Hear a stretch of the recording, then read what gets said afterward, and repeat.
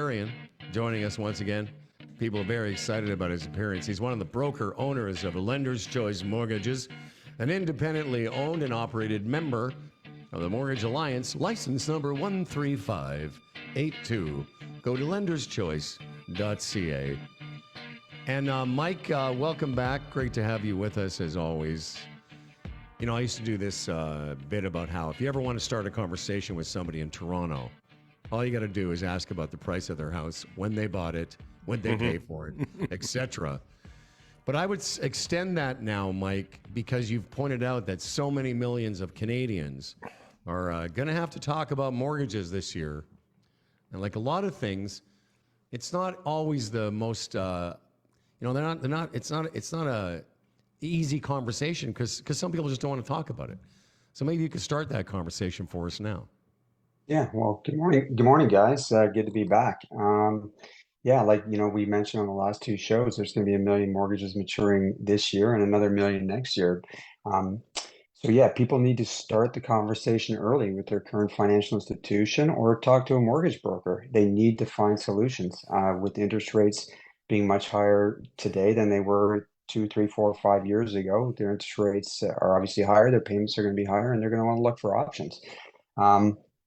Which brings me up to a really important thing that I want to talk about today is the gray area of financing. So if you guys will indulge me. Oh, yeah. What does that mean, gray area? Mm-hmm.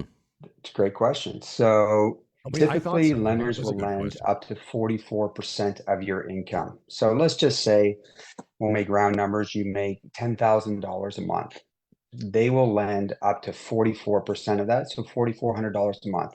And that includes your mortgage payment, your heat, condo fees if you have condo fees, car payments, line of credit balances, credit card balances, etc. So 44%, that's the maximum that they're going to lend you.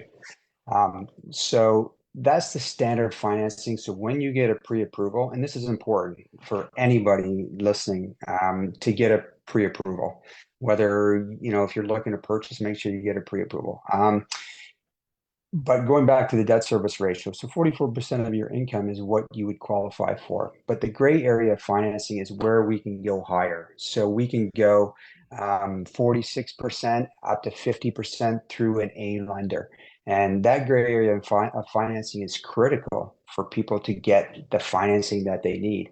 And, that gray area is based on many different factors. Your job stability, do you have liquid assets, a number of different things. So, what the loan to value is on the property. So that gray area financing is important for people that need to get more money than what they would typically qualify for at their own financial institution. So again, the Scotiabank, TD Bank, or whatever, they wouldn't have that conversation about gray area then, is what you're saying? They probably wouldn't, Brett. They would just tell you this is what you qualify for. Right. And we would have that conversation. Now, mind you, these are based on exceptions, but we understand how to build that business case. Right. To present it to Scotiabank, to present it to TD Bank, to present it to whoever we need to present it to get you the financing that you need. Yeah, and again, the scary part or the concerning part is how many people, again, it's like anything else. You got to do your homework because your mortgage renews. You just go to the bank, you sit in the chair, and you do whatever they dictate. And it just doesn't have to be that way, as you explain. Yeah, it doesn't. I mean, I'm not going to mention any lenders, but if your financial institution's offering you, 6%, and you come to a mortgage broker, you come to us, and we can get you 5.75 or 5.5. Why wouldn't you switch your mortgage? And it's not just about the rate. And I mentioned that before. It's about getting the right advice because you need to make sure you get the right product for yourself. So, for example, if you have more than 20% equity in your property, we might suggest getting a secured line of credit. It's a smart financial planning tool so that you can have access to the equity should you want to buy other investments or you're planning on moving and you need access to the deposit and you don't want to cash in your investments. So there's advice piece of it on top of the, obviously an important rate factor that people are looking for. Kaz, as far as the conversations we're going to have, there's going to be a lot of repetition because, people are going to be coming to this section of the show. They may not have heard you last time. And I think it's important to keep building a foundation of information for people. But one of the things that we've kind of touched on, and I want to talk about again, is the unique because I've never used a mortgage broker. You're the first mortgage broker I know. I mean, I've known you for 13 years, and still most people gravitate toward a one solution. It's the way we've always done it. But every time you come on, I think people are starting to get their heads around the fact that, oh, there's a different way of doing this. Because what you'll do is because this is what you do. You're brokering a mortgage in any way that you can for the benefit of the client. Not that the bank doesn't have their best interest, but it's a one-stop shop. Whereas you're shopping it around 75 lenders, you can go to all kinds of different solution opportunities. But as you've said, you want to start that conversation. If your mortgage is due in September, don't wait to call Mike till September. Have that conversation now so you can start to plan and maybe think about different ways. Yes?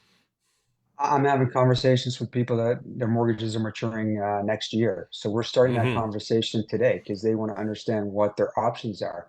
So yeah, I mean, it's never too early to start the conversation. Then we'll diarize. I will give them advice on where we are at today, what options are available today.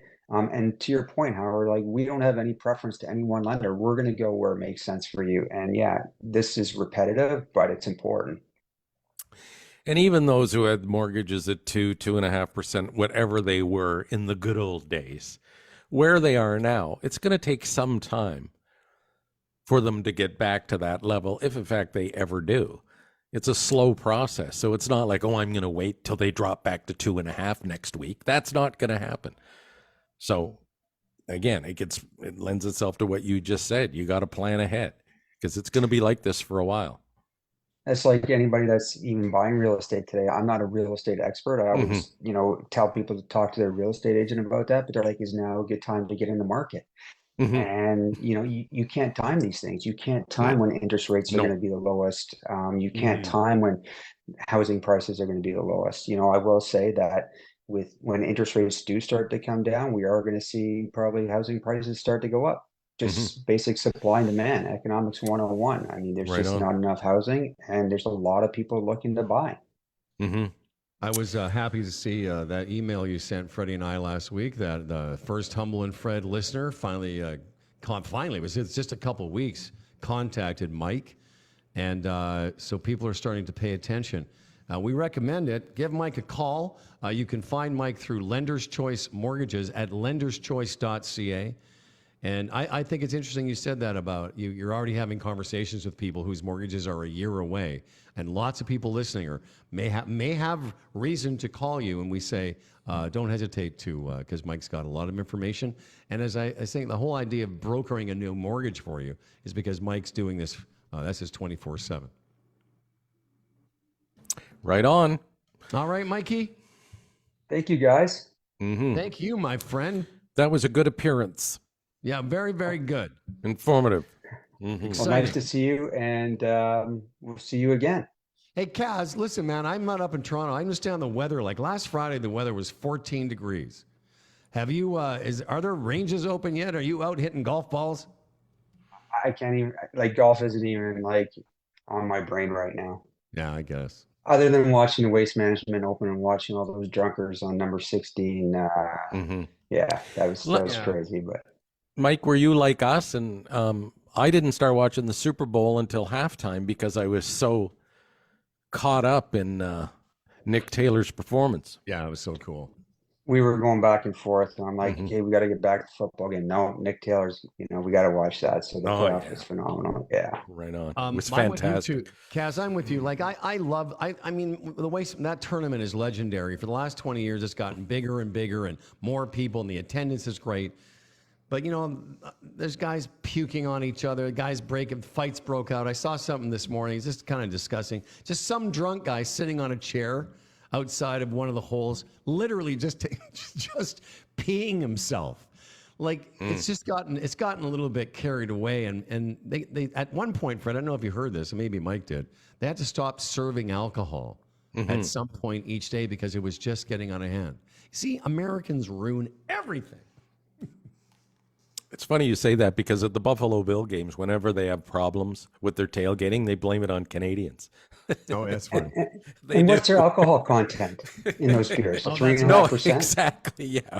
Exactly. Come on. All right, Kaz. Mike Kazarian, Lender's Choice Mortgages, lenderschoice.ca. Thank you, Michael. Thank you, guys. Have a great day. Great You job, too. my friend. Give my best to Andrea. We'll talk to you soon. I will. Be well. All right, there you go. Are you Dan Duran's news is coming up in a bit.